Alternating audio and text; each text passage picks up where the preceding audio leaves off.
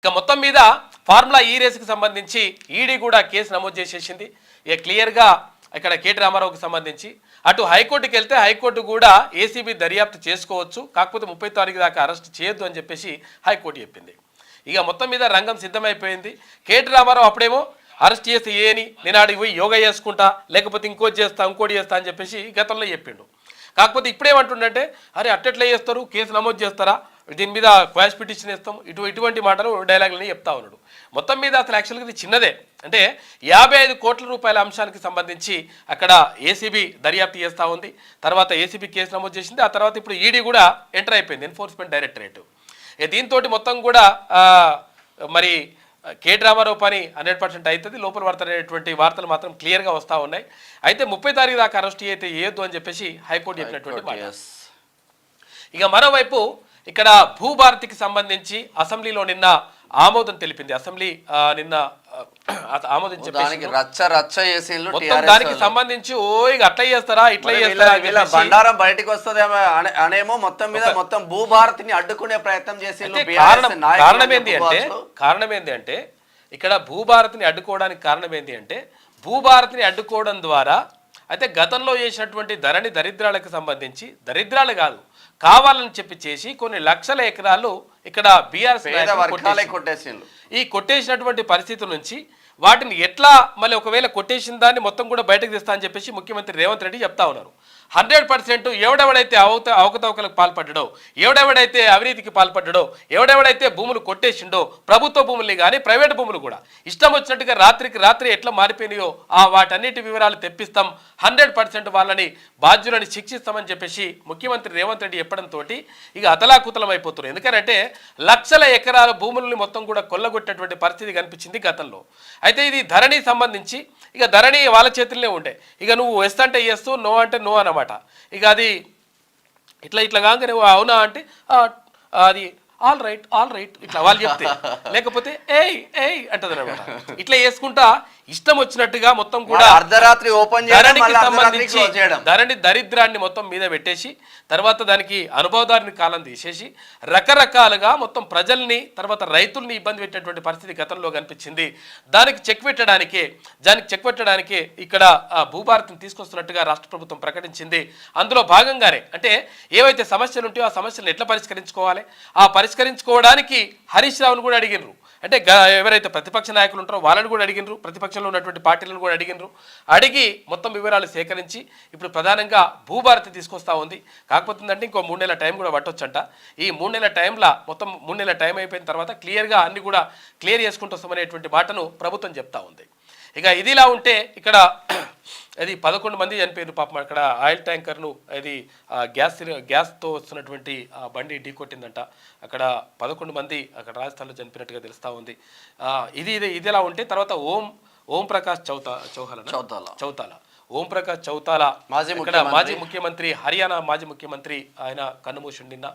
తెలంగాణ రాష్ట్రం ఏర్పడ్డ సమయంలో తను చాలా సపోర్ట్ చేసిన తెలంగాణకు సపోర్ట్ చేయడంతో పాటు తర్వాత గొప్ప నాయకుడు, రైతు నాయకునిగా పక్షపాతిగా ఉండేది.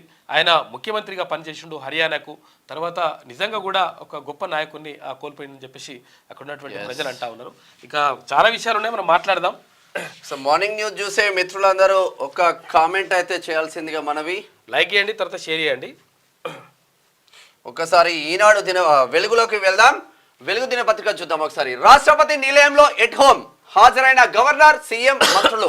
బొల్లారంలోని రాష్ట్రపతి నిలయంలో రాష్ట్రపతి ద్రౌపది ముర్ము శుక్రవారం ఎట్ హోమ్ నిర్వహించారు. శీతాకాల విడుదల భాగంగా రాష్ట్ర పర్యటనకు వచ్చిన ఆమె గౌరవ విందు ఏర్పాటు చేశారు. గవర్నర్ జిష్ణుదేవ్ వర్మ దంపతులు, హర్యానా గవర్నర్ దత్తాత్రేయ, సీఎం రేవంత్ రెడ్డి, శాసన మండలి చైర్మన్ గుత్తా సుఖేందర్ రెడ్డి, హైకోర్టు ప్రధాన న్యాయమూర్తి జస్టిస్ అలోక్ అరాధే, మంత్రులు, ఎమ్మెల్యేలు, వివిధ పార్టీల లీడర్లు, అధికారులు ఈ కార్యక్రమంలో పాల్గొన్నారు. ప్రతి చలికాలంలో ఇటు వస్తూ ఉంటది, ఎందుకంటే ఢిల్లీలో హెవీ చలి ఉంటది కాబట్టి ఇక్కడ మనది దక్కన్ పీఠభూమి కాబట్టి కొంచెం చలి తక్కువ ఉంటది కాబట్టి ఇటు సైడ్ కోసం భారతదేశంలో 2 మాత్రమే విడుదల ఉన్నాయి, అక్కడ ఢిల్లీతో పాటు. తర్వాత ఇక్కడ బొల్లారంలో, హైదరాబాద్ బొల్లారంలో రాష్ట్రపతి నిలయం ఉంటుంది. ఆ రాష్ట్రపతి నిలయానికి అంటే చలికాలంలో రావడం, తర్వాత అప్పుడప్పుడు ఇక్కడికి రావడం అనేటువంటిది ఆనవాయితీగా జరుగుతూ ఉంది.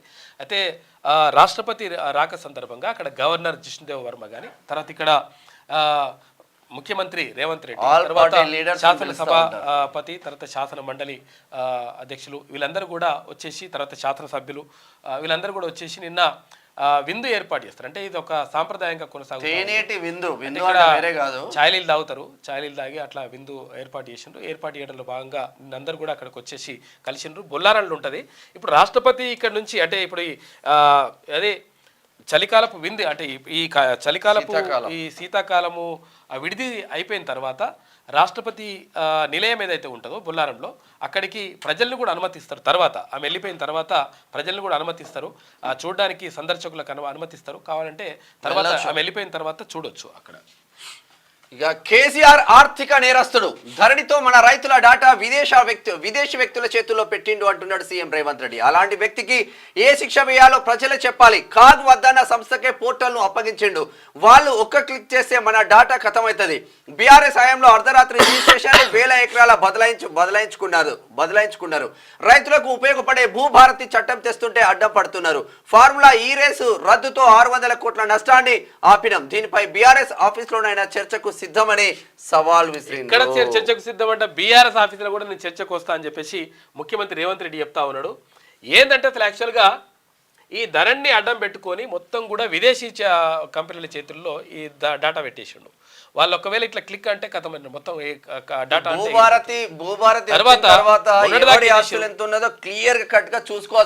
ఉన్నదాకా ఏమైంది అసలు యాక్చువల్ రేవంత్ రెడ్డి పైన ఎంత ఆస్తి ఉంది, పొంగులేటి సీనన్న పైన ఎంత ఆస్తి ఉంది. నేను ఏమంటానంటే ఒక్క క్లిక్ తోటి మొత్తం కూడా ఏదంటే అది చేయొచ్చు, అది చేసేసిండ్రు. తర్వాత దీంతో పాటు ఇంకొకటి ఏమైందంటే ఇక్కడ ధరణికి సంబంధించి అంటే రాత్రికి రాత్రే మొత్తం భూములు ప్రభుత్వ భూములు అయిపోయినాయి, తర్వాత ప్రభుత్వ భూములు ప్రైవేట్ భూములు అయిపోయినాయి. ఎక్కడికక్కడ కూడా మొత్తం మార్చేసిండ్రు. ఈ మార్చినటువంటి పరిస్థితి అంతా కూడా బయటకు వస్తుంది. ఎప్పుడు బయటకు వస్తుంది అంటే ఇక్కడ భూభారతి తీసుకొస్తా ఉన్నారు కదా, ఈ భూభారతి తీసుకొచ్చిన తర్వాత ఇవన్నీ కూడా బయటకు వస్తాయి. ఈ లంగకథలన్నీ బయటకు వస్తాయని చెప్పేసి మొత్తం లొల్లి ఆగమాగం చేసిండ్రు అక్కడ ఉన్నటువంటి ప్రతిపక్షంలో ఉన్నటువంటి పార్టీ నాయకులు. ఎవరు? బీఆర్ఎస్ నాయకులు ప్రధానంగా వచ్చేసి ఇక వెల్లి దగ్గరికి వచ్చేసి తర్వాత అక్కడ మొత్తం ఆగమాగం చేసినటువంటి పరిస్థితి కనిపించింది. దీనికి అంతటికి కారణం ఏంటంటే వాళ్ళ లొసుగులు వాళ్ళ కథలన్నీ కూడా బయటకు వస్తాయని చెప్పేసి ఇది చేసిండ్రు, హైడ్ పెట్టిండ్రు. వల్ల ఏమైందంటే ఇప్పుడు కొంతమందికి ఇప్పుడు మాజీ మంత్రి మల్లారెడ్డి అటువంటి వాళ్ళకు ఉన్నదనుకో, నాకు 800 ఎకరాలు ఉందని చెప్పేసి ఆయన అధికారికంగా ప్రకటించిండు. అయితే ఆయన ఏమవుతుంది ఇక్కడ హైడ్ పెట్టుకోవచ్చు. హైడ్ అంటే ఏంటిదంటే కనిపించకుండా ఇటువంటి క్లిక్ చేసుకొని హైడ్ పెట్టుకోవచ్చు. హైడ్ పెట్టుకుంటే ఎవరికి భూమి ఎంత ఉందో ఏం కథనో హైడ్ పెట్టుకునేటువంటి ప్రమాదం ఉంటే ఇప్పుడు భూమి ఎంత ఉందో తెలియాలి కదా, ప్రపంచానికి అందరికీ తెలియాలి, సమాజంలో ఉన్నటువంటి వాళ్ళకు రాష్ట్రంలో ఉన్నటువంటి ప్రజలకు అందరికీ తెలియాలి. ఆ తెలియకుండా హైడ్ పెట్టుకునేటువంటి ఏర్పాటు చేసిన వాళ్ళు హైడ్ పెట్టడం అంటేనే లంగ కథలు అన్నట్టు లెక్క. అంటే దాచిపెట్టడం ఏంది? దాచిపెట్టడం. హైడ్ పెట్టడం అంటే దాచిపెట్టడం. ఈ దాచిపెట్టడం ఇవన్నీ లంగ కథలని బంద్ చేయాలని చెప్పేసి క్లియర్గా ప్రభుత్వం నిర్ణయించింది. ఎవడెవడో అవకతవకలు పాల్పడడో, ఎవడెవడు భూదందాలు చేసిండో, ఎవడెవడు అక్రమాలు చేసిండో వీళ్ళందరినీ కూడా బయటకు తీసుకొస్తానని చెప్పేసి ముఖ్యమంత్రి రేవంత్ రెడ్డి క్లియర్గా చెప్తా ఉన్నారు. ధరణితో ఆనాటి సీఎం కేసీఆర్ తీవ్రమైన ఆర్థిక నేరాలకు పాల్పడ్డారని సీఎం రేవంత్ రెడ్డి మండిపడ్డారు. మన రైతుల డేటా మొత్తం విదేశీ వ్యక్తుల చేతుల్లో పెట్టారని ఫైర్ అయ్యారు. రెవెన్యూ శాఖ రైతుల మధ్య ఉండాల్సిన భూముల విలువను విదేశాలకు అప్పగించడం ద్వారా ఆనాటి సీఎం కేసీఆర్ తీవ్రమైన ఆర్థిక నేరాలకు పాల్పడ్డారు. వాళ్ళు అక్కడి నుంచి ఒక క్లిక్ చేస్తే మన సర్వర్లు క్రాష్ అయ్యి మన డేటా ఖతం అయిపోతుంది.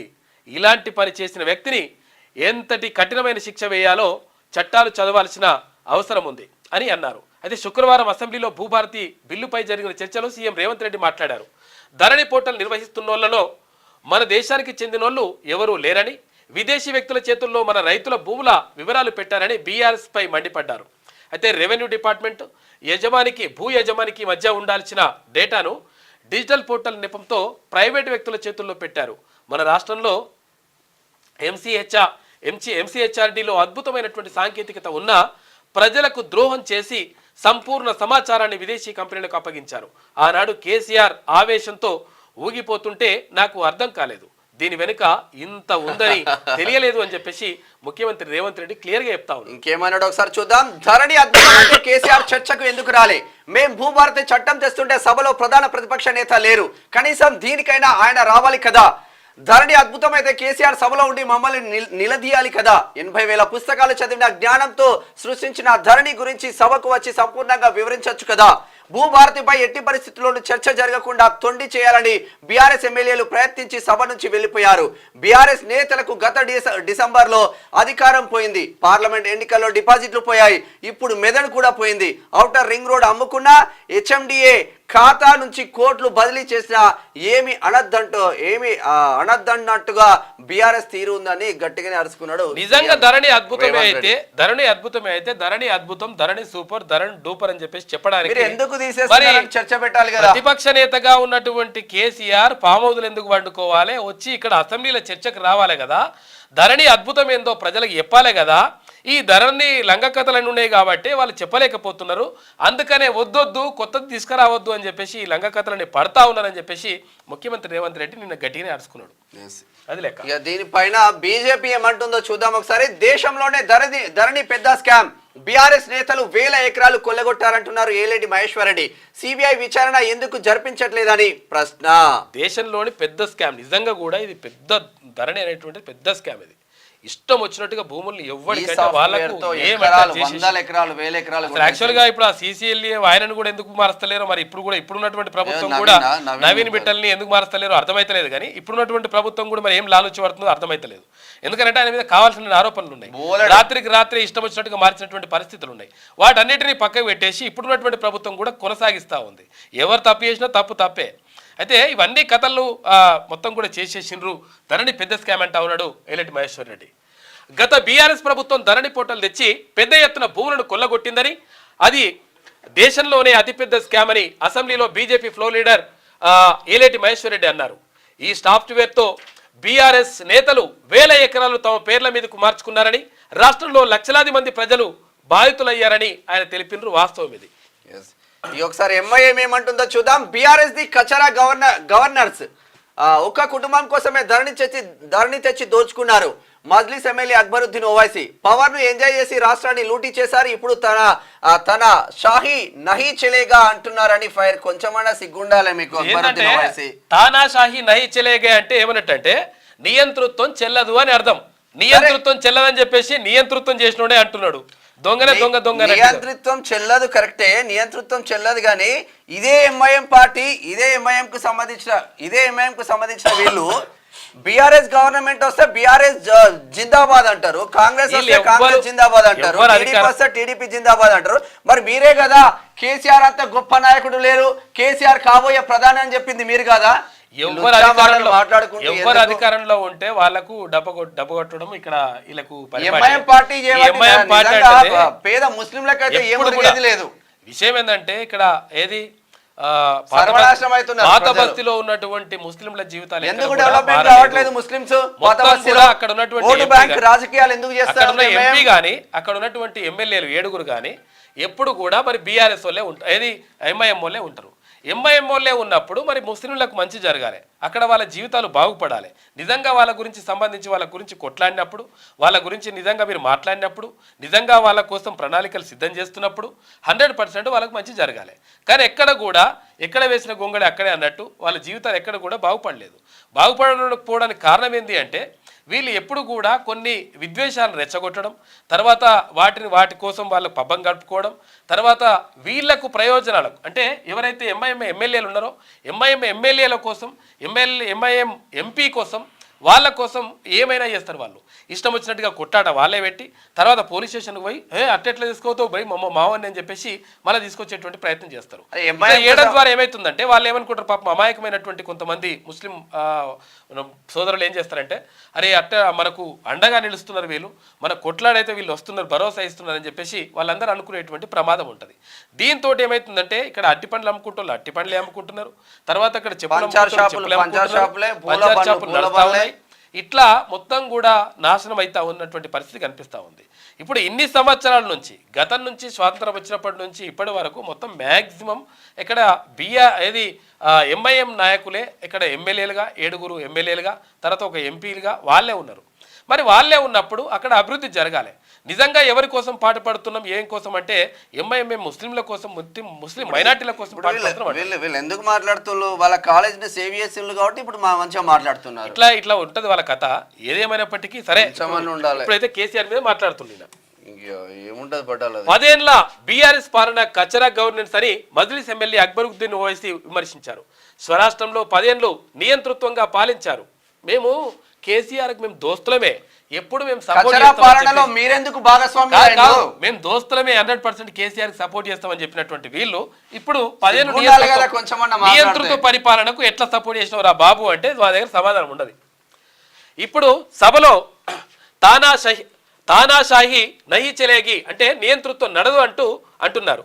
అందుకే ప్రజలు వారికి తగిన గుణపాఠం చెప్పారంటూ అసెంబ్లీలో బీఆర్ఎస్ ఎమ్మెల్యేల తీరు పైన ఫైర్ అయ్యిందట.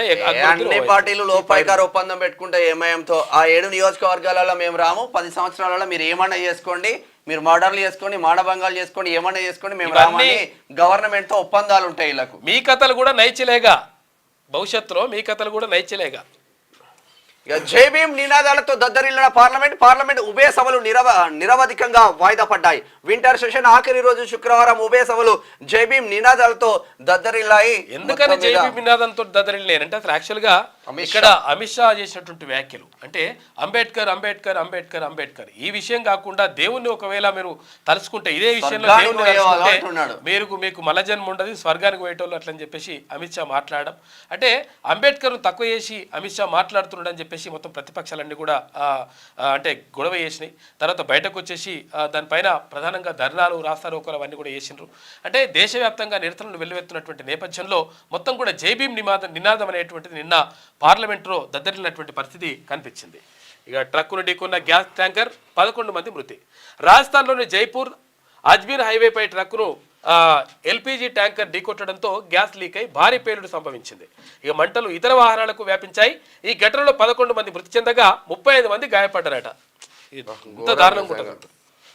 ఇక రామాలయం నిర్మిస్తే హిందూ లీడర్ కాలేరు, దేశ ప్రజలంతా సామరస్యంతో కలిసి ఉంటున్నారనే విషయాన్ని ప్రపంచానికి చాటాల్సిన అవసరం ఉన్నదని ఆర్ఎస్ఎస్ చీఫ్ మోహన్ భగవత్ అన్నారు. మందిర్ మసీదులపై రోజుకో వివాదం కరెక్ట్ కాదన్నారు.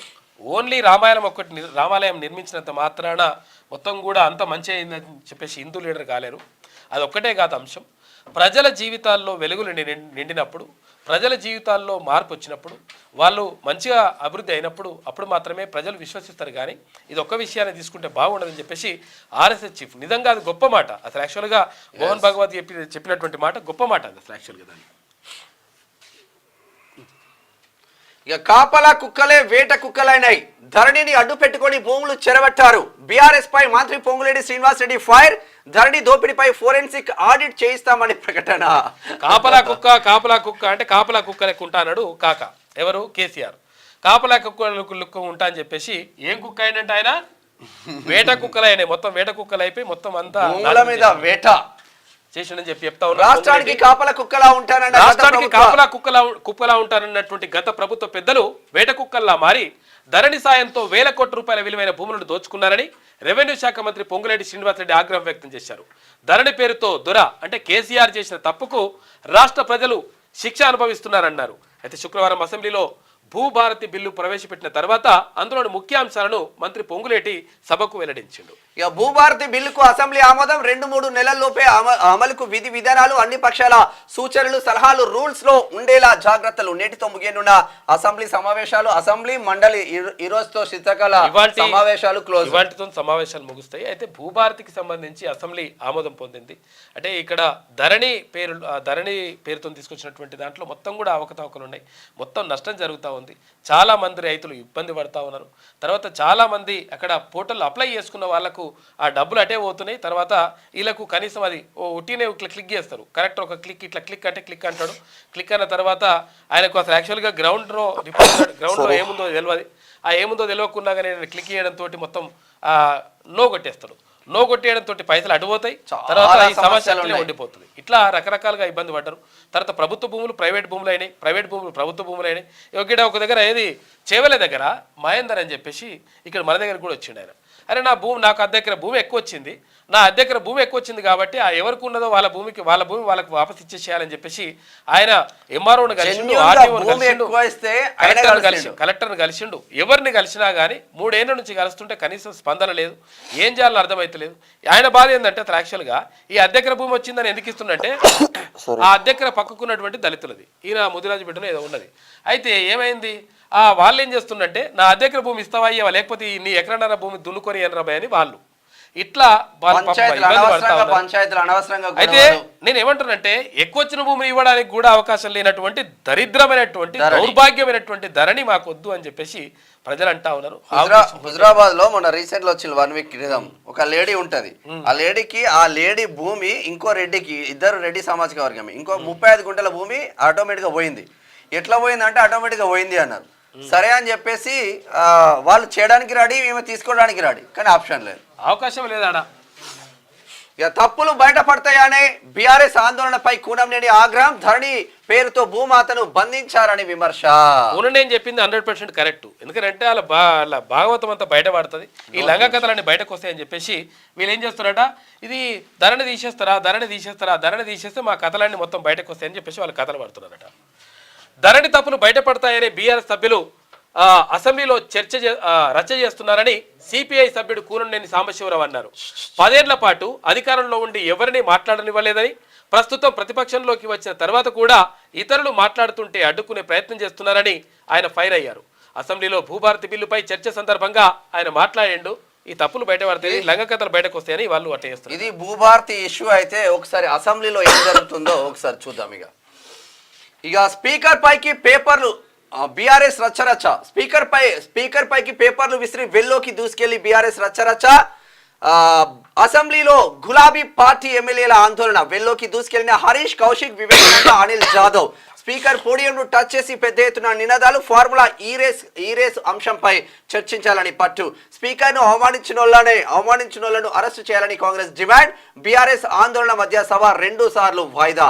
నినాదాల మధ్య భూభారతి బిల్లును ప్రవేశపెట్టిన మంత్రి పొంగులేటి. ఇక్కడ ఉన్నోళ్ళందరూ స్పీకర్ కావచ్చు, పొంగులేటి శ్రీనివాస్ రెడ్డి కావచ్చు, మంచోళ్ళు కాబట్టి వీళ్ళని సస్పెండ్ చేయలేదు. వాస్తవంగా వేరే అయితే మీ హయాంలో ఏం జరిగింది అయితే విషయం వెల్లోకి రావద్దు, తర్వాత స్పీకర్ పోడియాన్ని టచ్ చేయొద్దు, ఇవనేటువంటి నిబంధనలు ఉంటాయి.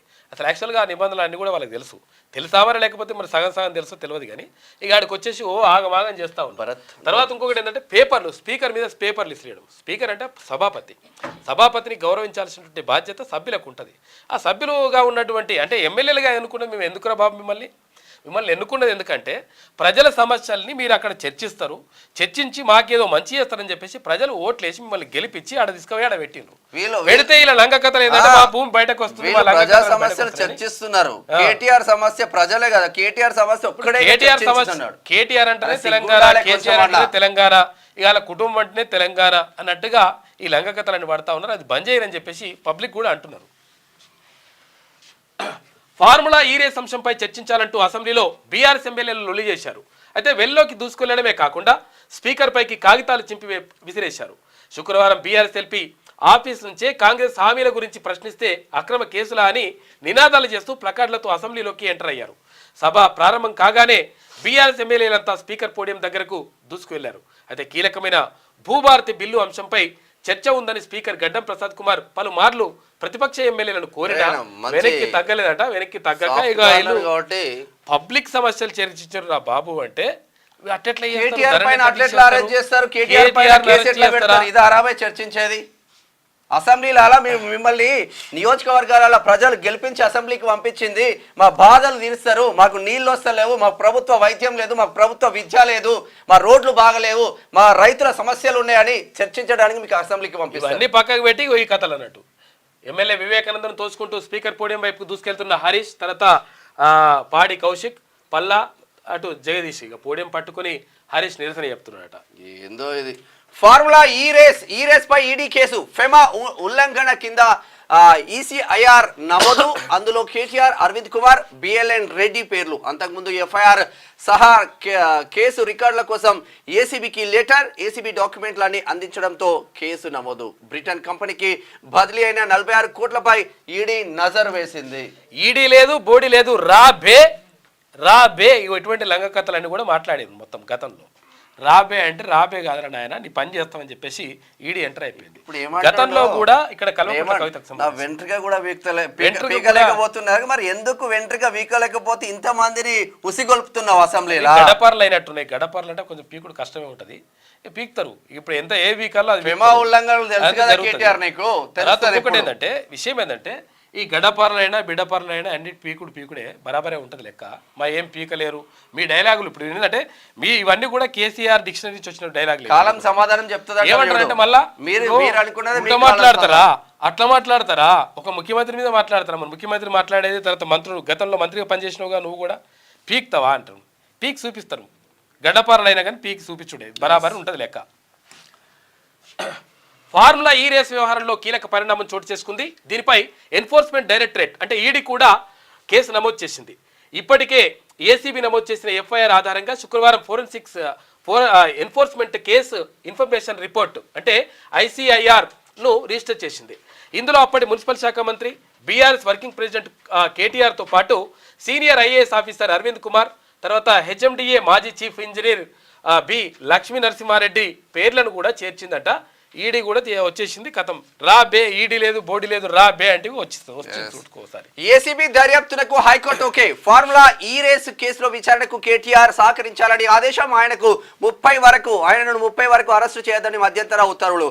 ఏసీబీ దానకిషోర్ కు నోటీసులు, కౌంటర్ దాఖలు చేయాలని ఆదేశం. తదుపరి విచారణ 27కు వాయిదా. నిజంగానే నువ్వు ఏ తప్పు చేయకపోతే హైకోర్టుకి వెళ్ళి మధ్యంతర ఉత్తర్వులు ఎందుకు తెచ్చుకున్నావు? విషయం ఏంటంటే అసలు యాక్చువల్గా అలాగ తెలుసు. ఎందుకంటే 100% ఇప్పుడు గతంలో మాట్లాడే మాటలు కూడా అవి ఉన్నాయి. ఏమంటాడు కేటీఆర్ ఏమంటాడంటే ఒకవేళ నన్ను అరెస్ట్ చేస్తారా, అరెస్ట్ చేయరి, తీసుకుపోయి లోపలేస్తారా, లోపలేస్తే నేను ఏం చేస్తా, ధ్యానం చేస్తానట, యోగా చేసేసి మంచిగా అయిపోయి మళ్ళీ బయటకు వచ్చేసి నేను పాదయాత్ర చేస్తా అని అన్నాడు.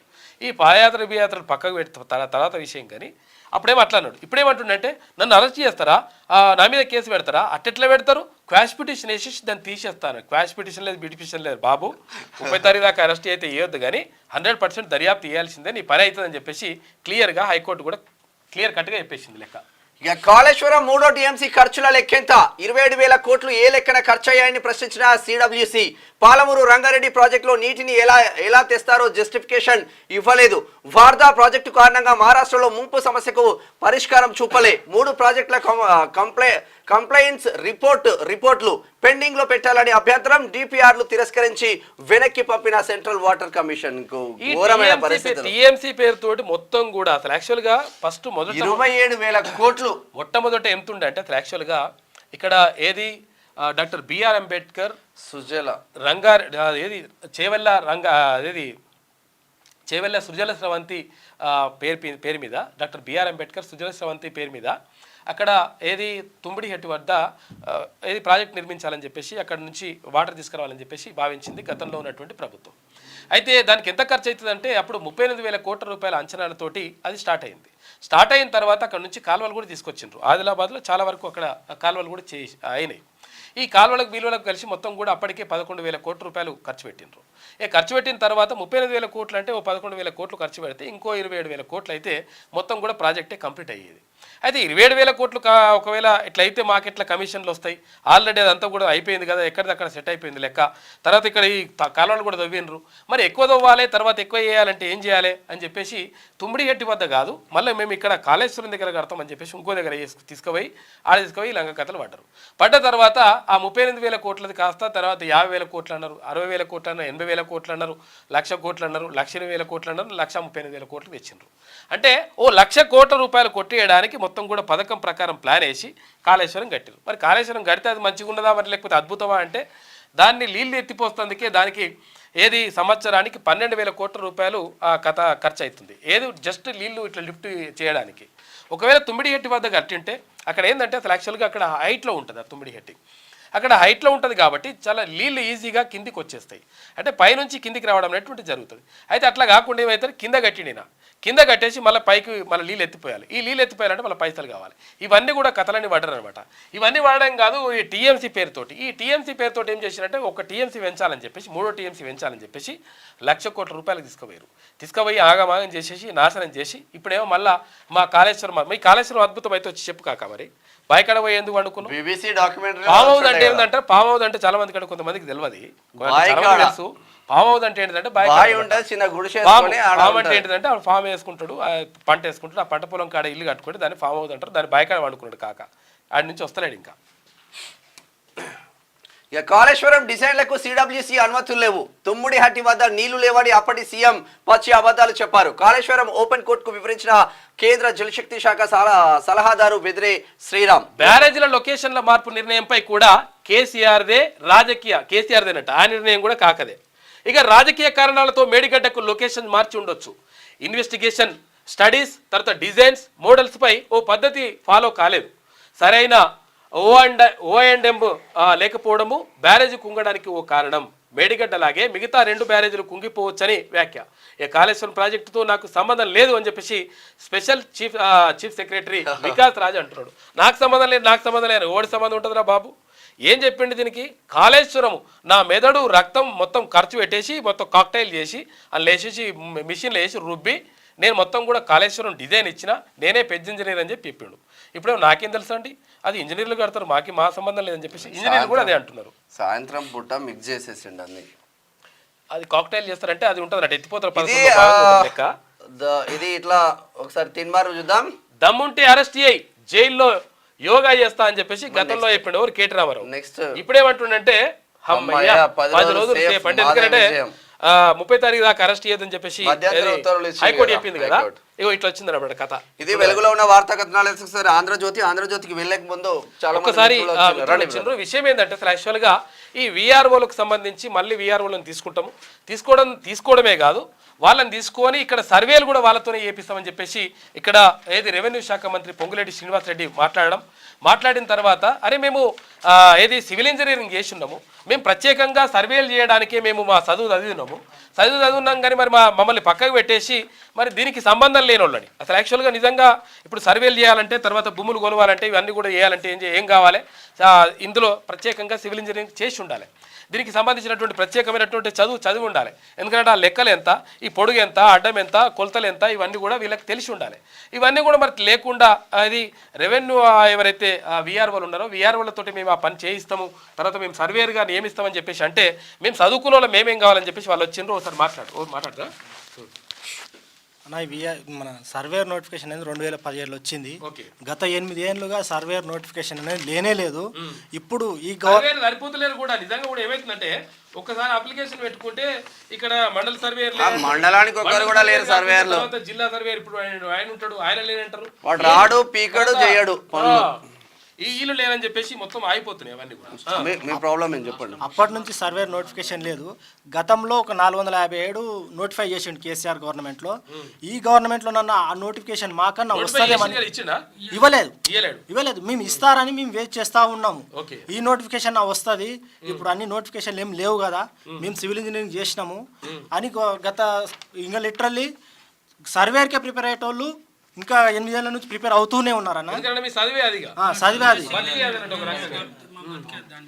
కాబట్టి ఆ పాత విఆర్ఓలతో కాకుండా మేము అర్హులమైన మా సివిల్ ఇంజనీరింగ్ డైరెక్ట్ రిక్రూట్మెంట్ చేసుకుంటే వేరే విఆర్ఓల పని చేసుకొని కానీ సర్వే చేయడానికి భూమి కొలుస్తారు చదువుకున్నోడు ఉండాలి కదా, సర్వే ఉండాలంటారు వీళ్ళు. ఇంకోటి ఏంటంటే మన కాంగ్రెస్ గవర్నమెంట్ ఏం చేసింది, క్యాలెండర్ రిలీజ్ చేసింది, బాగానే ఉంది. ఇప్పుడు ఉన్న పోస్టులను వాళ్ళకి ఇస్తే ఆ క్యాలెండర్ ద్వారా మాకు ఫిల్ చేయాల్సిన పోస్టులను వాళ్ళకి ఇస్తే మాకు అన్యాయం జరుగుతుంది. ఇది కొంచెం మేము చదివి కూడా మేము ఇప్పుడు ఇంకోటి ఏంటంటే మన ముఖ్యమంత్రి గారు ఒక ఇంజనీర్ సమ్మిట్కి వెళ్ళి సివిల్ ఇంజనీరింగ్ అనేది కనుమరుగైపోతుందని ఒక స్టేట్మెంట్ ఇచ్చాడు. ఇలా చేసుకుంటూ పోతే సివిల్ ఇంజనీర్ అనే వాడే మళ్ళీ చదవడానికి కూడా ఇంట్రెస్ట్ చూపడనా. ఎన్ని ఉన్నాయి? 1000 ఉన్నాయా? ఈ గవర్నమెంట్ మేము ఏం రిక్వెస్ట్ చేస్తున్నాం అంటాను, గతంలో సర్వేయర్లు అర్హత గల సివిల్ ఇంజనీర్ తోటి చేయాలని చెప్పేసి వాళ్ళు అడుగుతా ఉన్నారు. మరి ఎడ్యుకేషన్ క్వాలిఫికేషన్ సివిల్ ఇంజనీర్ అని ఇచ్చిన తర్వాత కంప్లీట్ గా సివిల్ ఇంజనీర్ అని ఇచ్చిన తర్వాత మళ్ళీ వాళ్ళతో ఎట్లా భర్తీ చేస్తారని వీళ్ళ ఆవేదన. ఇదే పని కదా మీది. ఇప్పుడు మేము స్పెషలైజేషన్ ఒక్కరు మాట్లాడండి ఎవరన్నా. ఇప్పుడు భూభారతి అని మన గవర్నమెంట్ చట్టం తీసుకొస్తుంది కదా, దాంట్లో ఇంతకుముందు ధరణిలో అనేది సమస్యలు ఉన్నాయి కాబట్టి ఇప్పుడు దాన్ని అధిగమించి భూభారతి అనేది తీసుకొస్తున్నారు. సో ఇప్పుడు సివిల్ ఇంజనీర్స్ అనే వాళ్ళు లేరు అనుకో, అందులో మళ్ళీ ప్రాబ్లమ్స్ అట్లా అవుతాయి, మళ్ళీ గట్టి పంచాయతీ వస్తుంది. ఇంకోటి ఏందన్నా అంటే ఇప్పుడు డాక్టర్ని తీసుకుపోయి ఇంజనీరింగ్ చేస్తే వర్క్ ఎఫిషియన్సీ ఉండదు. ఫస్ట్ ప్రతి చోట ప్రాబ్లమ్ వస్తుంది కాబట్టి అదే ఏ చదువుతాయిన వాళ్ళకు దానికి న్యాయం చేస్తే ఏమైతే ఎన్ని ఖాళీలు ఉన్నాయి మొత్తం? ఒక 1000 ఖాళీలు ఉన్నాయి అన్న. ఏం ఖాళీలు ఉన్నా కానీ ఆ ఖాళీలను 100% ఎవరైతే సివిల్ ఇంజనీరింగ్ చేసినారో ప్రత్యేకంగా మేము ఈ చదువు దానికోసమే చదివినాము కాబట్టి మేము మా చదువు చదివినాం కాబట్టి సివిల్ ఇంజనీర్తో మాత్రమే ఈ సర్వేయర్లను నియమించాలి, దానికి నోటిఫికేషన్ వేయాలి. వేస్తే మాకు కూడా ఉపాధి దొరుకుతుంది. తర్వాత ఇంకోటి ఏంటంటే సమస్యలు కూడా ఏది రైతుల సమస్యలు కూడా పరిష్కారం అయితే బాగుపడడంతో రైతాంగం బాగుపడతారు. కాబట్టి ఇది వాళ్ళు రిక్వెస్ట్ చేస్తా ఉన్నారు. ప్రభుత్వం దీనిపైన ఆలోచించాలి. రెవెన్యూ మంత్రి పొంగులేటి శ్రీనివాస్ రెడ్డి గారు కూడా దీనిపైన నిర్ణయం తీసుకోవాలి. తర్వాత ముఖ్యమంత్రి గారు కూడా దీనిపైన నిర్ణయం తీసుకోవాలి. ఎందుకంటే ఎవరైతే సర్వేయర్లు ఉన్నారో వాళ్ళతో చేయాలి. ఇప్పుడు అర్హత కలిగిన వాళ్ళు రావాలి. సూట్ చేసే పని సూట్ చేస్తుంది, తర్వాత దబ్బడం చేసే పని దబ్బడం చేస్తుంది. సూట్ చేసే పనితో దబ్బడం చేస్తుంది, లేకపోతే దాంతో గడపర చేస్తుంది. అంటే గడపర ఏది గడపర పని గడపరనే ఉంటుంది, సూట్ చేసేది సూట్ చేస్తుంది. కాబట్టి సర్వేయర్లు అనేటువంటి వాళ్ళు సివిల్ ఇంజనీరింగ్ నుంచి వచ్చిన వాళ్ళే ఉండాలి. కాబట్టి వీళ్ళనే నింపాలని చెప్పేసి వాళ్ళు రిక్వెస్ట్ చేస్తారు. అంతే కదా, డైరెక్ట్ రిక్రూట్మెంటే అదే ఇక. ఆంధ్రజ్యోతి చూద్దాం. సరే, ఆంధ్రజ్యోతి చూద్దాం. పాలమూరు రంగారెడ్డి డిపిఆర్ వెనక్కి, నీటి కేటాయింపుల పైన ప్రధాన అభ్యంతరం. కేంద్ర జలవనరుల సంఘం సంచలన నిర్ణయం. బ్రిజేష్ ట్రిబ్యునల్ కృష్ణాలో వాటాను తేల్చేదాకా ఆ 45 టీఎంసీలపై ఎవరికి హక్కు లేదని వెల్లడి. కాళేశ్వరం అదనపు టీఎంసీ వార్దా డిపిఆర్లు వెనక్కి. ఈ నిర్ణయంతో తుమ్మిడిహట్టికి మార్గం సుగమం. పాలమూరు రంగారెడ్డికి సంబంధించి డిపిఆర్ వెనక్కి తీసుకున్నారట. నీటి కేటాయింపులపై ప్రధానమైనటువంటి అభ్యంతరం ఉన్నది. అయితే ఇక్కడ యాక్చువల్ విషయం ఏంటంటే ఇది ఆ డిపిఆర్ లేకుండానే ఫస్ట్ అసలు యాక్చువల్ కాకి ఏదైనా కానీ డిపిఆర్ లేకుండా చేస్తుంది. డిజైన్ అది ఏం లేకుండానే కట్టాలంటే కట్టేసేయాలి, ఉండాలంటే ఉండాలి, పోవాలంటే పోవాలి. డిజైన్ ఇక్కడికి వచ్చేస్తుంది పొద్దున వరకు ఎత్తిపోతల పథకం కాడ వస్తుంది. ఎత్తిపోతలు తండ్రి కొడుకులు నేరగాళ్ళు. కేసీఆర్ కేటీఆర్ ను శిక్షించాలంటే దేశ చట్టాలన్నీ చదవాలి. ఇక ధరణితో వేలాది ఎకరాలు బదిలీ చేశారు. రైతుల భూములను సమాచారాన్ని విదేశీయుల చేతుల్లో పెట్టారు. నేరగాళ్లకు అమ్ముకున్నారు. అయితే కిషన్ రెడ్డి ఊర్లో భూదాన్ భూములకు పట్టా ఇచ్చిండ్రు.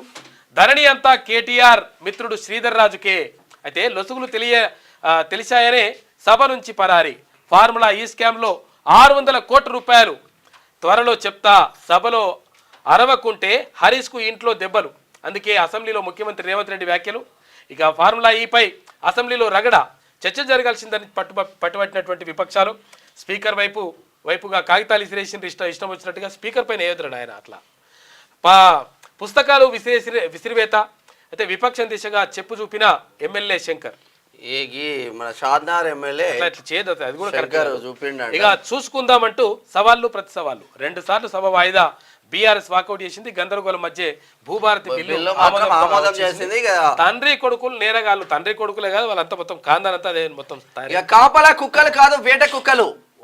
గత ప్రభుత్వ హయాంలో ప్రజలు ఆస్తులను యథేచ్ఛగా కొల్లగొట్టారు. ధరణితో పాటు ఆర్థిక అవకతవకలపై ఆడిట్. భూభారతి చట్టం ప్రజల నిజమైన చుట్టం. విస్తృత చర్చలతోనే తెచ్చామంటున్నారు పొంగులేటి శ్రీనివాస్ రెడ్డి. రైతు భరోసాపై నేడు శాసనసభలో చర్చ. పథకంపై సీఎం ప్రకటన అంటున్నారు మంత్రి కోమటిరెడ్డి వెంకటరెడ్డి. శాసన మండలిలో వాయిదాల పర్వం. కేటీఆర్ పై కేసు ఎత్తివేయాలని బీఆర్ఎస్ పట్టు. వెల్లకి దూసుకెళ్లి ప్రభుత్వ తీరుపై ధ్వజం. మీ కేటీఆర్ పైన ఒక్క కేసు అయితేనే మొత్తం 2 సవాళ్ళల్లో ఆగంబడుతున్నారు. మరి తెలంగాణ ప్రజలను సంసారాలకు నేరేలా దళితులను కొట్టిన కేటీఆర్ పాపం ఊరికనే పోతాది. విషయం ఏంటంటే క్యూనిస్ పైన దాడి చేసి క్యూనిస్ సిబ్బందిని తిన్మార్ మల్లన్నను కంప్లీట్ గా 307 అటెంప్ట్ మర్డర్ కేసు పెట్టి చెర్లపల్లి జైల్లో వేసినవే ఆ పాపం ఊరికనే పోతాది. ఇష్టం వచ్చినట్టుగా మీరు ఏదంటే అది చట్టం చేతిలోకి తీసుకొని ఇష్టం వచ్చినట్టుగా వేసినారు. ఈ లంగా కథలు అన్ని మొత్తం కూడా అన్ని బయటకు వస్తాయి. మీ పని అవుతుంది. 30 వరకు కేటీఆర్ ను అరెస్ట్ చేయొద్దు. ఫార్ములా ఈ రేసు కేసులో హైకోర్టు ఆదేశాలు జారీ చేసింది. క్వాష్ పిటిషన్పై విచారణ 27కు వాయిదా. జరగని ఒప్పందాలు ముందే చెల్లింపుల. అయితే గవర్నర్ అనుమతి దర్యాప్తు తర్వాతే ఎఫ్ఐఆర్. కేటీఆర్ పాత్ర ఏంటన్నది దర్యాప్తులో తేలుతుంది. విదేశీ సంస్థకు చెల్లింపుల్లో తీవ్రమైన ఉల్లంఘనలు, రేస్లో లాభాలు వస్తే స్పాన్సర్ వెళ్ళిపోతారా అని చెప్పేసి ఏజీ అంటా ఉన్నారు. రాజకీయ వ్యక్తిగత కుట్రతోనే కేటీఆర్ పై కేసు. హైదరాబాద్ ఖ్యాతిని దెబ్బతీసేలా వ్యవహరిస్తున్నారు. కేటీఆర్ మీద కేసు పెడితే హైదరాబాద్ ఖ్యాతి అంటది. మళ్ళా ఇట్లా బూతులు వస్తున్నాయి నాకు. హైదరాబాద్ ఖ్యాతిని దెబ్బతీసేలా వ్యవహరిస్తున్నారు. ఫార్ములా ఈ రేసులో 110 కోట్ల రూపాయల లాభం. 14 నెలల కిందటి అంశంపై ఇప్పుడు కేసా అంటే ఎప్పుడు అంటే అట్లనే మూసుకొని కూర్చోవాలన్నట్టు. ఎందుకంటే నీ గవర్నమెంట్ ఉన్నప్పుడు నువ్వు చేసుకున్నావు. ఇప్పుడు ఆయన డ్రగ్స్ కేసు పక్కన పడేసిండు. అప్పుడు రేసు రద్దవకుండా నాటి సర్కారే ముందుకొచ్చింది. అరెస్టు సహా తదుపరి ప్రొసీడింగ్స్ పై స్టే ఇవ్వండి. కేటీఆర్ తరఫున సుప్రీం న్యాయవాది సుందరం అడిగిందట. నువ్వు సుందరంగానే అడిగినావు నాయన. కాకపోతే ఏంటంటే లంఘనను రక్షించొద్దు అట్లా. ఇక అప్పుల నుంచి దృష్టి మళ్లించేందుకే ఫార్ములా ఈ కార్ రేస్ పై కేసు. అందుకే సీఎం రేవంత్ సర్కార్ నడుపుతున్నట్లుంది. ఆ రూపాయి కూడా దొరకని కేసు ఏసీబీకా. ఓఆర్ఆర్ టెండర్ నిధులు రుణమాఫీకి ఇచ్చాం. ఆ గోల్మాల్ అనిపిస్తే రద్దు చేయండి అంటున్నారు కేటీఆర్. ఇప్పుడు అంటుండే ఇప్పుడు రూపాయి కూడా దొరకదంట. రూపాయి కూడా దొరకదు. చూసినా కానీ దొరికేటే తీసుకొస్తాం. ఆగు అన్ని మొత్తం ఇప్పుడు భూములు అన్ని మొత్తం కేటీఆర్ పై ఈడీ కేసు. ఏసీబీ ఎఫ్ఐఆర్ ఆధారంగా ఈసీఐఆర్ కేటీఆర్ A1 1-2 రోజుల్లో నోటీసులు. కోర్టులో క్వాష్ పిటిషన్ ఇవాళ రేపో ఏసీబీ విచారణ ఉంటుందట. కేటీఆర్ కు నోటీసులు ఇస్తా ఉన్నారు. ఇది ఆంధ్రజ్యోతిలో ఉన్న వార్తా కథనాలు. అయితే ఒకసారి శనార్థి తెలంగాణ చూద్దాం. నెక్స్ట్ వస్తుందా? Okay right. ఒకసారి దిశ తెలంగాణ తర్వాత చూద్దాం. కొంచెం అప్డేట్ ఉందట అది. ఇక జమిలీపై జేపీసీలో లక్ష్మణ్కు చోటు. సభ్యుల సంఖ్యలో మార్పు చేస్తూ కేంద్రం ప్రకటించిందట. లోక్సభ నుంచి 27 మంది, రాజ్యసభ నుంచి 12 మంది, లోక్సభ నుంచి జేపీసీకి మనం లైవ్ లో తింటున్నాం. గుర్తుందా? తెలంగాణ 8 మంది ఎంపీలు ఇస్తే ఒక్కరికి ఛాన్స్ ఇయరా. ఆంధ్ర నుంచి ముగ్గురికి, ఆంధ్ర నుంచి లేదు రాజ్యసభనే. ఆంధ్ర నుంచి రాజ్యసభ ప్లస్ లోక్సభ వాళ్ళకి ముగ్గురికి నలుగురు ఛాన్స్ ఇచ్చిండ్రు. తెలంగాణ నుంచి ఒకరికి కూడా ఛాన్స్ ఇవ్వాలి. ఇటు రాజ్యసభ కావచ్చు, ఇటు లోక్సభ కావచ్చు. ఇక కేటీఆర్ పై ఈడీ ఎఫ్ఐఆర్ ఫార్ములా ఈ కార్ రేసు కేసులో నమోదు. ఫెమా ఉల్లంఘన మనీ లాండరింగ్ కింద ఏసీబీ ఎఫ్ఐఆర్ ఆధారంగా ఈసీఐఆర్ A1 గా కేటీఆర్, A2 గా అరవింద్, A3 గా బిఎన్ రెడ్డి. వివరాలు ఇవ్వాలంటూ ఏసీబీకి ఈడీ లేక అనుమతి లేకుండా 55 కోట్లు విదేశాలకు. ఇండియన్ ఓవర్సీస్ బ్యాంక్ ద్వారా బదిలీ. హిమాయత్ సాగర్ బ్రాంచ్ నుంచి ట్రాన్స్ఫర్. రూపాయలను పౌండ్లుగా మార్చే క్రమంలో నిబంధనల ఉల్లంఘన ఫలితంగా హెచ్ఎండిఏకు 9 కోట్లకు పైగా నష్టం.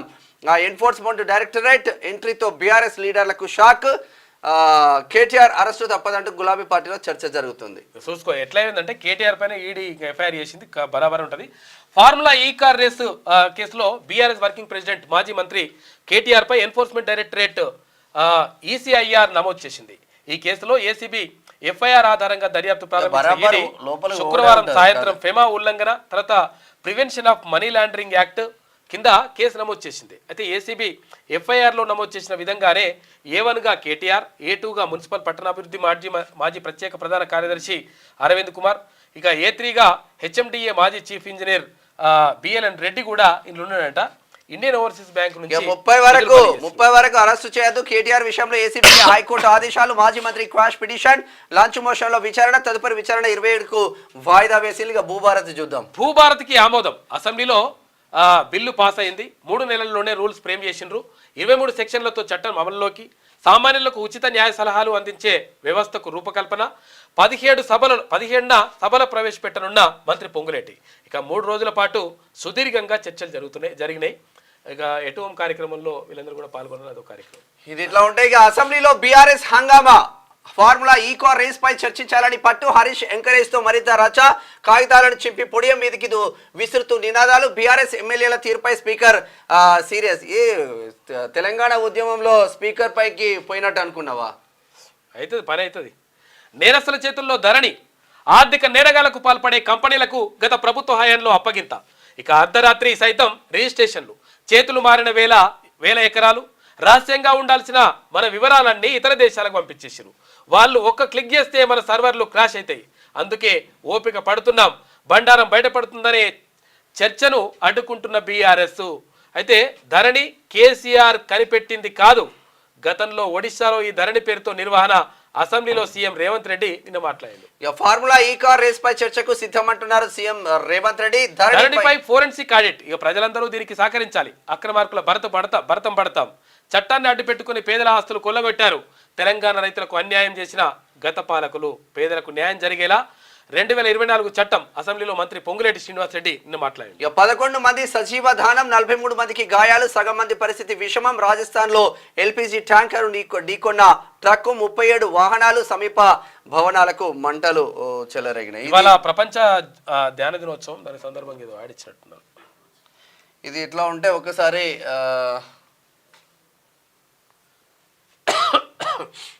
ఒక నిమిషం. శనార్థి తెలంగాణ చూద్దాం. 55 కోట్లు కాదు, అక్షరాల 600 కోట్లు. లోపాభూయిష్టంగా ధరణి సమాచారం దేశం దాటించిండ్రు. ఎన్ఐసికి టెరాసి సహకరించట్లే, భూభారతిని తీసుకొస్తేనే నేరం బట్టబయలు. ధరణితో కేసీఆర్ ఆర్థిక నేరం చేసిండు, ఏ శిక్ష వేయాలో తెలియట్లేదు. విచారణ కోరి కేటీఆర్ ని ఇరికించిండు, ఇంటికి పోయినాక హరీష్ కొరడా దెబ్బలు. తెలంగాణ సీఎం రేవంత్ రెడ్డి మంచిగా మాట్లాడండి. 55 కోట్లుగా 60 కోట్ల రూపాయలు, 600 కోట్ల దాకా ఉందట కథ. అన్నదాతలు నష్టపోతున్నారు. మీ విధానాల వల్లే రైతులకు నష్టాలు కష్టాలు. ఇక రైతులకు ద్రోహం చేస్తే దేశానికి ద్రోహం చేసినట్లే కాంగ్రెస్ జాతీయ అధ్యక్షుడు మల్లికార్జున ఖర్గే అంటుండు. రైతులకు ద్రోహం చేయడం అంటే దేశానికి ద్రోహం చేసినట్లే అవుతుందని కాంగ్రెస్ జాతీయ అధ్యక్షుడు మల్లికార్జున ఖర్గే అన్నారు. అయితే రైతుల సమస్యల పరిష్కారం కోసం రైతు నాయకుడు జగ్జీత్ సింగ్ ధలేవాల్ నిరాహార దీక్ష చేస్తున్న సంగతి తెలిసిందే. దీనిపై ట్విట్టర్ వేదికగా ఖర్గే స్పందించారు. అయితే మోడీ ప్రభుత్వంపై సంచలన విమర్శలు చేశారు. మోడీజీ, మీ రైతు వ్యతిరేక విధానాలు, మొండితనం, అబద్ధపు వాగ్దానాల వల్ల మాకు అన్నం పెట్టే రైతులకు న్యాయం జరుగుతుందన్నారు. తమకు న్యాయం చేయాలని వేడుకుంటున్నానని, మీరు వారి బాధను అర్థం చేసుకోవాలన్నారు. దేశాన్ని పోషించడం వల్ల రైతులకు ఆత్మగౌరవం ఉంటుందని, లాఠీ బాజీ తర్వాత టియర్ గ్యాస్, రబ్బర్ బుల్లెట్లు ఆందోళనకారులకు పరాన్న జీవి లాంటి దూషణ పదాలు అని చెప్పేసి నిన్న మల్లికార్జున ఖర్గే గట్టిగా అరుచుకున్నాడు. ఇక గూగుల్ ఒక్క నిమిషం, ఇది ఇట్లా ఉంటే ఆలియా ఆస్తుల మజాకా. ఒక్కో సినిమా 18 కోట్లు, మొత్తం ఆస్తులు 550 కోట్లు అంట. ఆలియా గూగుల్ లే ఆఫ్స్ అంట.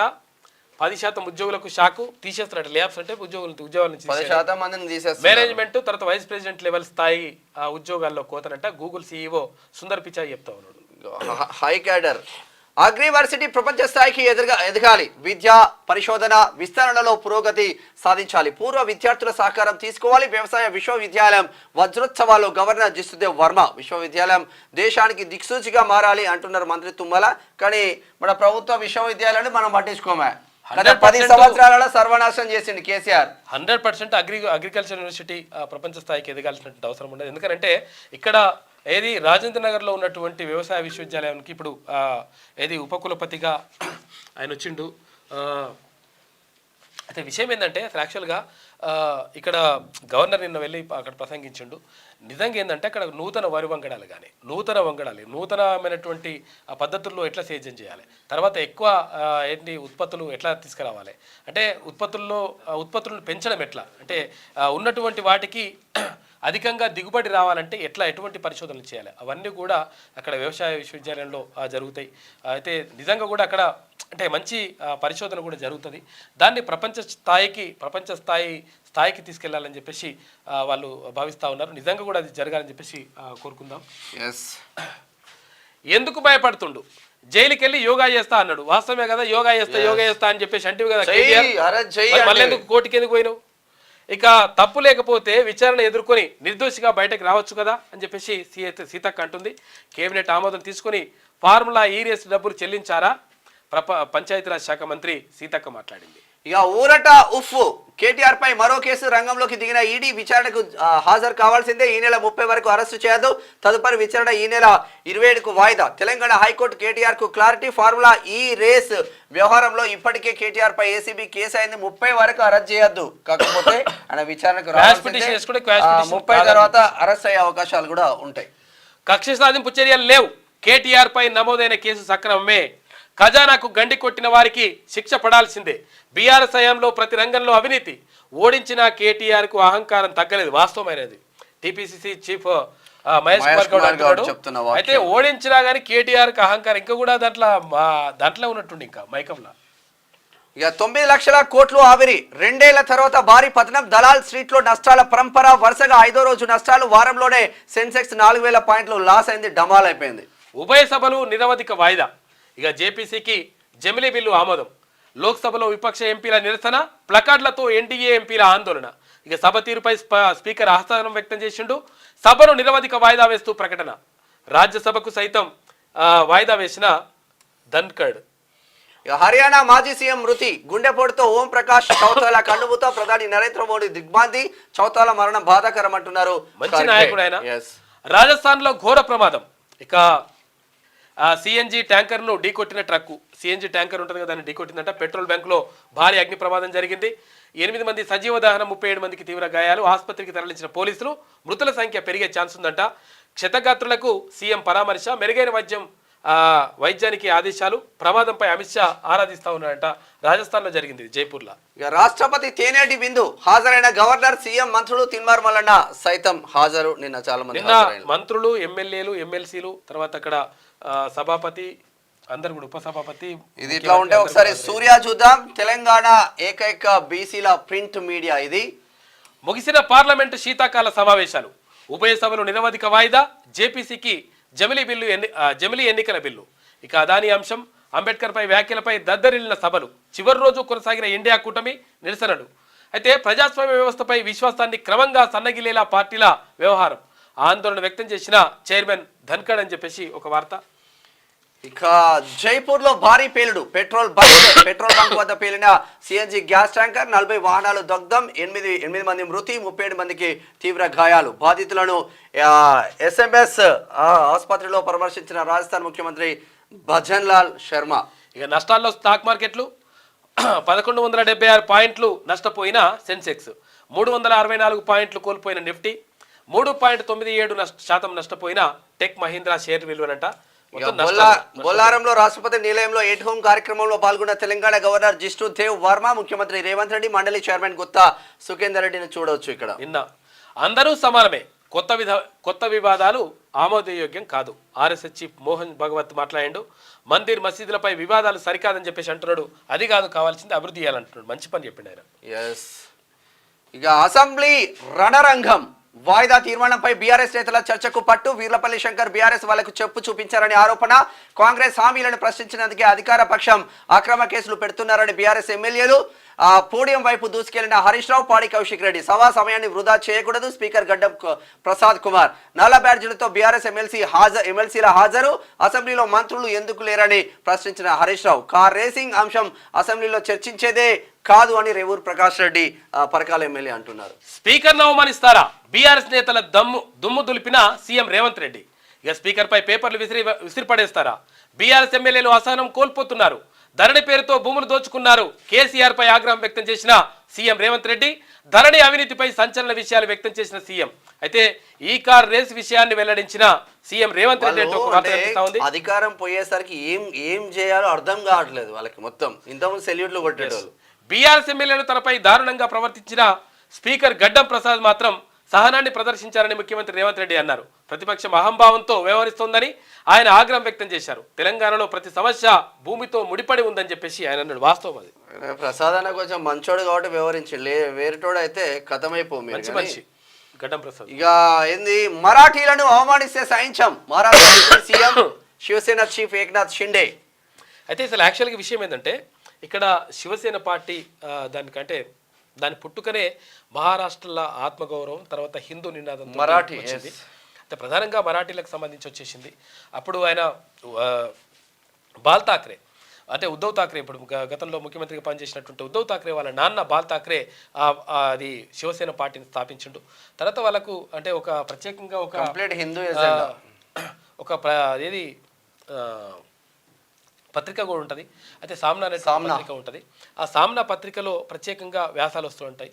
అయితే ఇందులో వచ్చినటువంటి వ్యాసాలు ప్రధానంగా హిందూ భావజాలంతో వస్తాయి. తర్వాత మరాఠీలకు సంబంధించి, మరాఠీల ఆత్మగౌరవానికి సంబంధించి, మరాఠీల స్థానికతకు సంబంధించి, అయితే మరాఠీలకు మంచి జరగాలనేటువంటి ఉద్దేశంతో వస్తాయి. అయితే ఇక్కడ ఏదైతే శివసేన పార్టీ 2 పార్టీలుగా చీలిపోయింది. ఆ తర్వాత ఉద్ధవ్ ఠాక్రేకి ఒక వర్గంగా, తర్వాత ఏక్నాథ్ షిండే ఒక వర్గంగా చీలిపోయింది. అయితే ఏక్నాథ్ షిండే వర్గంకి సంబంధించి ఇప్పుడు మాట్లాడుతూ ఉన్నారు. మరాఠీలను అవమానిస్తే ఎట్టి పరిస్థితుల్లో సాధించే థానే జిల్లాలోని కళ్యాణ్లో ఓ మరాఠీ కుటుంబంపై దాడి ఘటన రాజకీయ దుమారానికి కారణం కావడంపై మహారాష్ట్ర డిప్యూటీ సీఎం ఏక్నాథ్ షిండే స్పందించారు. ఆ రాష్ట్రంలో మరాఠీ ప్రజలను అవమానిస్తే సహించేది లేదని హెచ్చరించారు. వాస్తవంగా ఇట్లనే ఉండాలి, ఏ ప్రాంతం ఆ ప్రాంతం అభిమానం అయితే ఉండాల్సిందే. అందిన కాడికి దోచేశారు. విషయం ఏంటంటే అసలు యాక్చువల్గా మన దగ్గర చాలా మంది అసలు యాక్చువల్గా ఇక్కడ మార్వాడీస్ వస్తూ ఉన్నారు. తర్వాత ఇక్కడ మార్వాడీస్ అన్ని ఊర్లలో మొత్తం మార్వాడీలు ఫుల్ మొత్తం కూడా కథం చేసి పడేసిండ్రు. అక్కడ వ్యాపారం మొత్తం కూడా వాళ్ళ చేతిలోకి వెళ్ళిపోయింది. తెలంగాణ చాలా చోట్ల చిన్న చిన్న గ్రామాలకు కూడా వాళ్ళు వచ్చేసిండ్రు. అయిపోయింది మొత్తం కూడా కథ. తర్వాత బీహారీ వాళ్ళు వచ్చేస్తా ఉన్నారు. ఇప్పుడు చెర్లపల్లిలో కానీ లేకపోతే పటాన్చెర్ల కానీ చాలా చోట్ల బీహార్ వాళ్ళు, తర్వాత ఉత్తరప్రదేశ్ నుంచి వచ్చిన వాళ్ళు, వాళ్ళందరూ కూడా ఇక్కడ మొత్తం కూడా వచ్చేసిండ్రు. ఇది ఇంకా ప్రమాదకరంగా మారేటువంటి ప్రమాదం ఉంటుంది. ఎందుకంటే భవిష్యత్తులో ఇది ప్రమాదంగా మారుతుంది. ఎందుకంటే ఇక్కడ ఉన్నటువంటి స్థానికులకు అవకాశాలు ఉండట్లేదు, అటువంటిది ఉండదు. తర్వాత ఇంకొకటి ఏంటంటే ఉపాధి అవకాశాలు పోతాయి. వాటితో పాటు ఇంకొకటి ఏంటంటే వాళ్ళ డామినేషన్ కూడా ఎక్కువైపోయే ప్రమాదం ఉంటుంది. కాబట్టి మరి జాగ్రత్తగా చూసుకోవాల్సిన అవసరం ఉంటుంది. కాకపోతే ఏంటంటే దేశంలో అందరూ జీవించవచ్చు కాబట్టి మనం ఏం వెళ్ళలేని పరిస్థితి. అందిన కాడికి దోచేశారు. ఏది బీఆర్ఎస్ పై అక్బరుద్దీన్ తీవ్ర వ్యాఖ్యలు. ఇక బీఆర్ఎస్ పాలనను తప్పుపట్టిన అక్బరుద్దీన్. అయితే ఏసీబీ కేసు నమోదు చేస్తే కేటీఆర్ సరికాదంటారా? బీఆర్ఎస్ ఎమ్మెల్యేపై అసహనం వ్యక్తం చేసిన ఎంఐఎం నేత. ఎవరు అధికారులు ఉంటే వాళ్ళ దిక్కుంటాడు. ఇక ఎదుటి మీద లొల్లి పెడుతుంటారు అటు.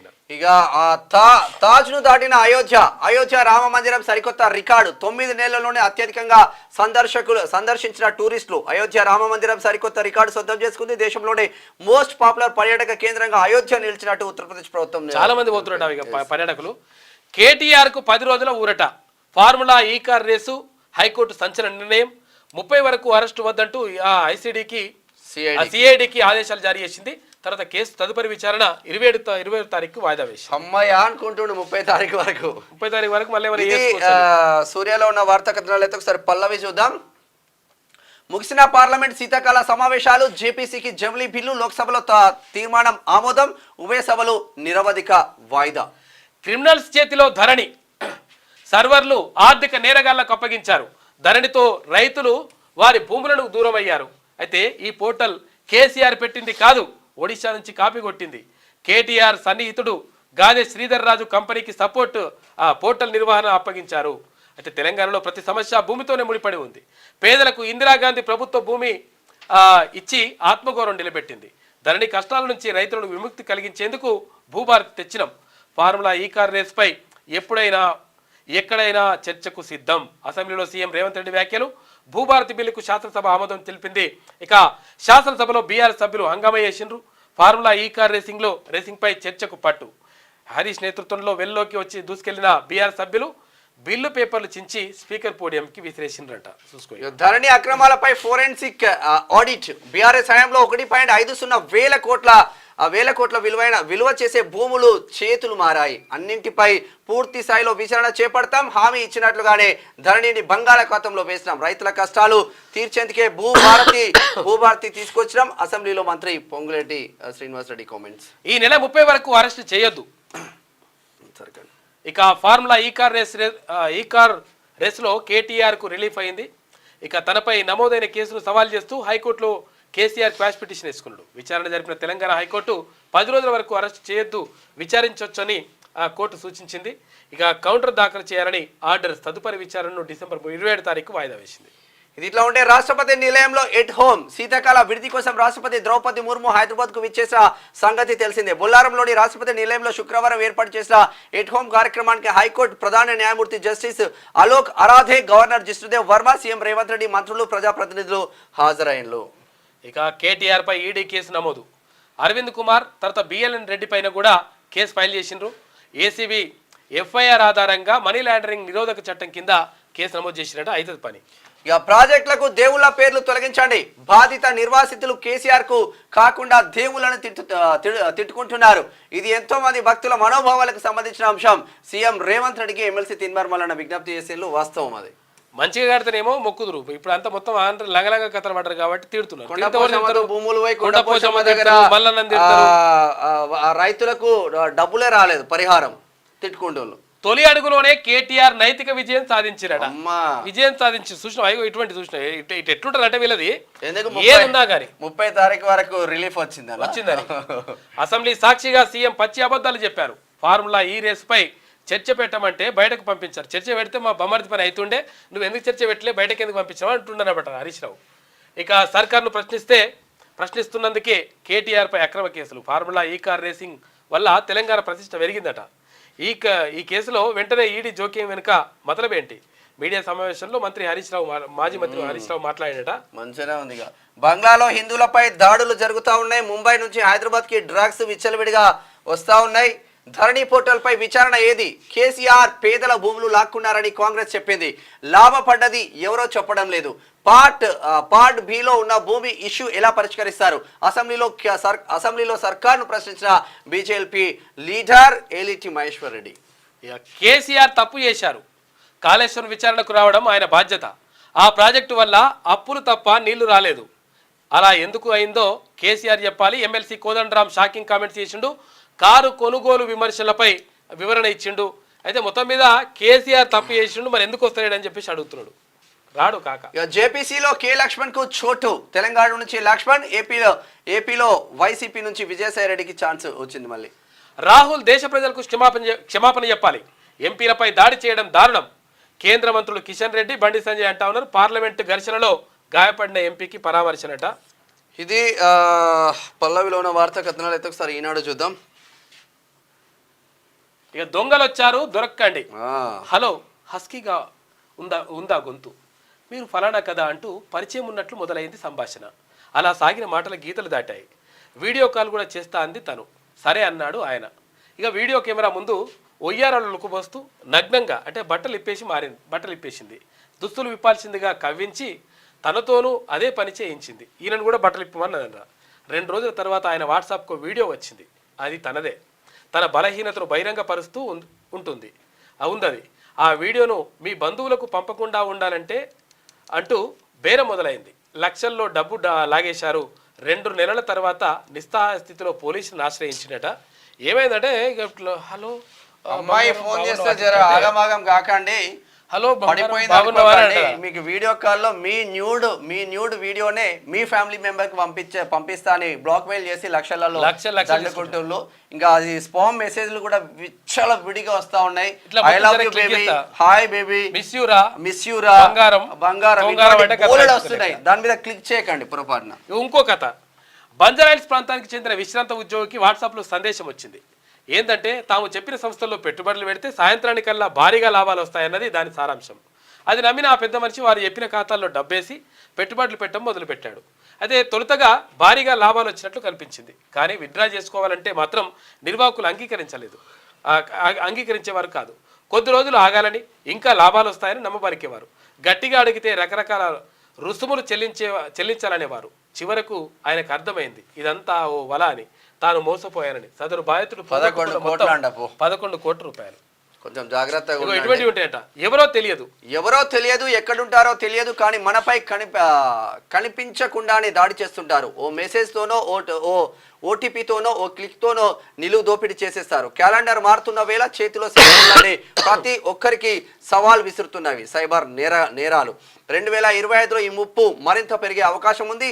ఈ సరికొత్త పిండారీలను ఎదుర్కోవాలంటే కావాల్సింది అప్రమత్తత, అవగాహన. అందుకే సైబర్ సావధానం. గిడ మన చెంగిచెర్లలో భాస్కర్ ఉంటాడు. భాస్కర్ వాళ్ళ నాన్నకు ఫోన్ చేసి నిన్న ఫోన్ వచ్చిందా, మీ కొడుకు డ్రగ్స్ కేసులో పట్టుబడ్డాడు అని చెప్పేసి ఈయన ఫోన్ మాట్లాడుకుంటే ఇంకో ఫోన్ తీసుకొని వాళ్ళ కొడుకు ఫోన్ చేసిండు. ఆయనకి ఏ అలవాట్లు లేవు, వాస్తవం పని చేసుకుంటాడు. నేనేమో ఆఫీస్ లో ఉన్నాను ఆయన అని చెప్పిండు. సిపి ఆఫీస్ నుంచి కాల్ చేస్తున్నా, మీరు 5 లక్షలు తీసుకొని రండి. ఈ పోలీసుల పేరుతో డ్రగ్స్ కేసు, జడ్జిల పేరుతోటి, ఇంకా ఏది కోర్టుల విచారణ జరుగుతుంది, చాలా జరుగుతూ ఉన్నాయి. కొంచెం అప్రమత్తంగా ఉండండి. కేటీఆర్లవి తీవ్రమైన నేరాలు. ధరణి portal ORR formula E race విషయాల్లో వారికి ఏ శిక్ష విధించాలి? ఈ రేసుపై అసెంబ్లీలోనైనా బలాసా కార్యాలయంలోనైనా చర్చకు సిద్ధం. ఓఆర్ఆర్ను అమ్మేసి ఆ సొమ్మును ఎవరికి పంచుకున్నారో తేల్చేందుకే విచారణ. అర్ధరాత్రి భూముల రిజిస్ట్రేషన్లపైన దర్యాప్తు చేయిస్తాం. శాసనసభలో భూభారతిపై చర్చ సందర్భంగా సీఎం రేవంత్ రెడ్డి గట్టి అధికారం ఉంటే అంబేసుకోవడమేగా, ఇప్పుడు ఏమనే చేస్తున్నారు చూడు. సభలో రభస ఫార్ములా ఈ రేస్ పై చర్చకు బారస పట్టు. మార్షల్ను నెట్టేసి పొడియం వైపు దూసుకెళ్లిన బారస సభ్యులు పలుమార్లు సభాపతి విన్నవించిన ఆగని నినాదాలంట. పోడియంను కొట్టిల్లని చెప్తలేదు ఈయన. గ్యాస్ ట్యాంకర్ ట్రక్ ఢీకొన్నది. జైపూర్లో మంటలు చిక్కుకొని 11 మంది చనిపోయారు పాపం. ఇక 5 రోజుల్లో 18.43 లక్షల కోట్ల సంపద ఆవిరి. ఇక పాలమూరు డిపిఆర్ వెనక్కి. వార్దా కాళేశ్వరం అదనపు టీఎంసీవి సైతం.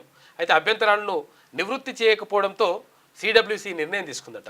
ఓం ప్రకాష్ చౌతాల కన్నుముత హర్యానా మాజీ ముఖ్యమంత్రి. కేటీఆర్ పై ED case. IAS Arvind Kumar తర్వాత విశ్రాంత ఈసీ బిఎల్ఎన్ రెడ్డి పైన కూడా కేసు నమోదైంది. ఫార్ములా ఈ కేసు వ్యవహారంలో కీలక పరిణామం.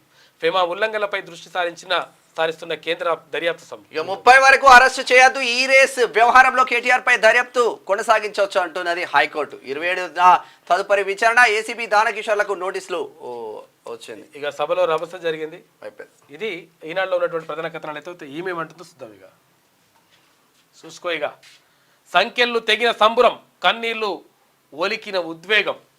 35 రోజులు జైల్లోనే మగ్గిన రైతులు. 37 రోజులు చూసినావా? ఇట్లా కంది జైలు నుంచి 17 మంది విడుదల. వీళ్ళు అరెస్ట్ కావడానికి జైలు పోవడానికి వీళ్ళందరికీ కూడా కారణం టీఆర్ఎస్ బీఆర్ఎస్. మీరు కాదా? వీళ్ళే. మీ కుట్ర కాదా? కేటీఆర్ తర్వాత అక్కడ ఎవరు పట్నం నరేందర్ రెడ్డి ఇద్దరు మాట్లాడుకొని ఈ కథంతా చేసినట్టు ఆ సురేష్ అంటూ ఆయనతోటి. ఏసీబీ ఎఫ్ఐఆర్ రేవంత్ బీజేపీ కుమ్మక్కు. ఈడీ తయార్. ఫార్ములా ఈ రేస్ వ్యవహారంలో కేటీఆర్ పై ఈడీ కేసు. 30 దాకా అరెస్ట్ చేయొద్దని చెప్పేసి ఇంత పెద్దగా రాసుకొచ్చింది. 30 దాకా ఆ తర్వాత అరెస్ట్ చేస్తారు చూసుకో. తెలంగాణ ఇమేజ్ రేవంత్ తో డ్యామేజ్ అంటున్నది. ఇక అప్పుల బాధతో ఆటో డ్రైవర్ ఆత్మహత్య. ఫుడ్ పాయిజన్ కు విద్యార్థిని బలి. ఇక సిరిసిల్లలో మరో నేతన్న బలవర్మరణం. ఏమైనా రాసుకొస్తుంది. ఇక ఏమని రాసుకొస్తుంది? ఈమె ఏసీబీ ఎఫ్ఐఆర్ చేసింది, ఈడీ తయారు ఉన్నది అంటుంది. ఇక్కడ చూడు, రేవంత్ బీజేపీ కుమ్మక్కు అంట. కుమ్మక్కు లేదు, పిమ్మక్కు లేదు. ఇప్పుడు విషయం ఏంటంటే వీళ్ళ కథలు బయటకు వస్తుంటే ఏమైనా అదొకటి చెప్తా ఉంటారు అన్నమాట. మొత్తం మీద ఇక్కడ ఈడీ బరాబర్ ఎంటర్ అయిపోయింది. ఎందుకంటే కోట్ల రూపాయల జరిగింది కాబట్టి, మనీ లాండరింగ్ కూడా జరిగింది అనేటువంటి ఆరోపణలు ఉన్నాయి కాబట్టి 100% ఈడీ కూడా ఎంటర్ అయిపోయింది. అక్కడ కేంద్ర దర్యాప్తు సంస్థ, ఇటు నుంచి ఏసీబీ, ఈ రెండు కలిసి బరాబర్ ఇది దర్యాప్తు చేసుకోవచ్చు అని చెప్పేసి హైకోర్టు కూడా క్లియర్గా చెప్పింది.